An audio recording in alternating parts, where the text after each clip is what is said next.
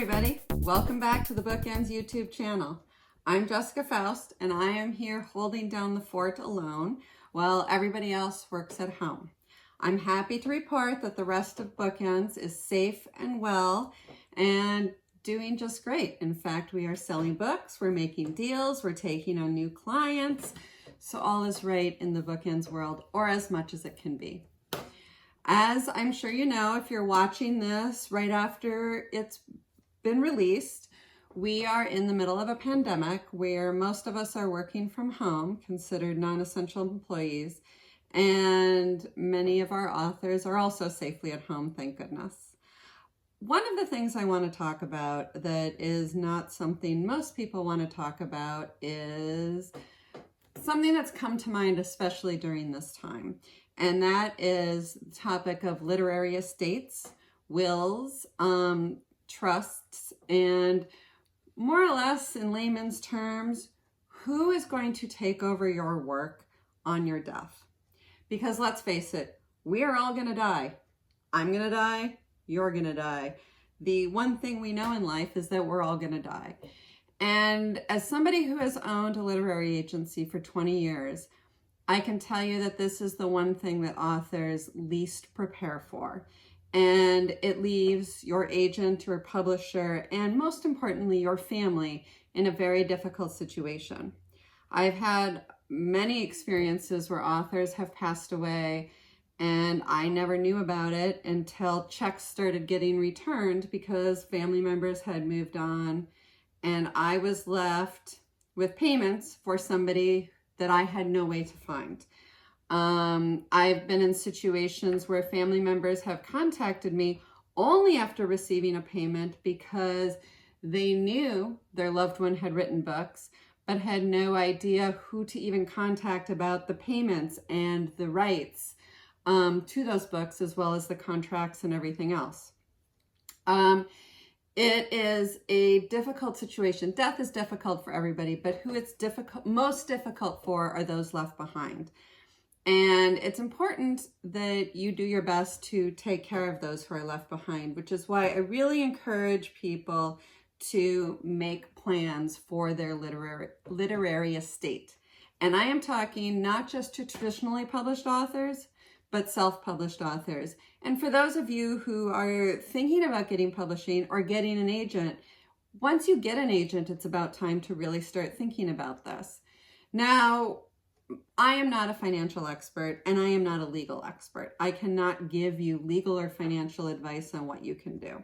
What I can do is suggest that on a very simple level, you notify your agent in writing, email, snail mail, however you communicate best in writing with your agent, with a statement, a letter stating who should receive your information, your checks, your contracts, who is responsible for your books and your material when you die.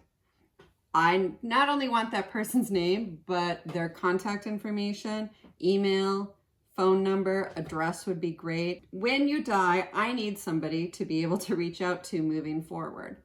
Also, make sure all that information is with your loved ones. If you have self-published books, put together a list of not just what the books are, where they are published, what the passwords are, and all of the information that will be needed, bank account information, anything like that, so that when your loved ones take that over, it's easy for them.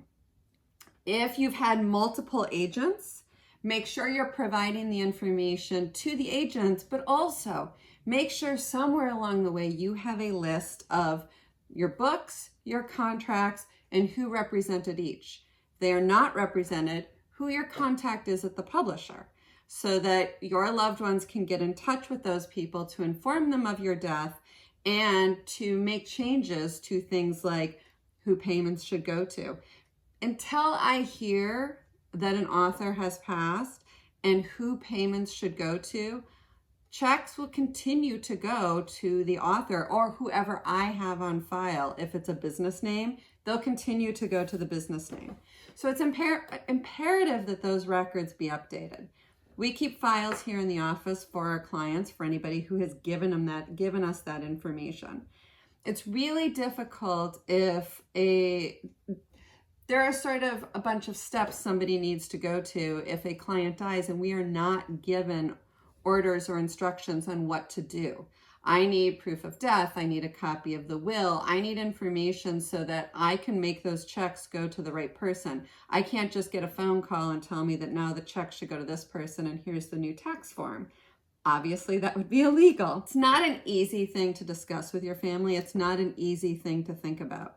But here in the middle of a pandemic, we all need to be thinking about this and are thinking about this. And unfortunately, you know, death is life, right? We're all gonna die.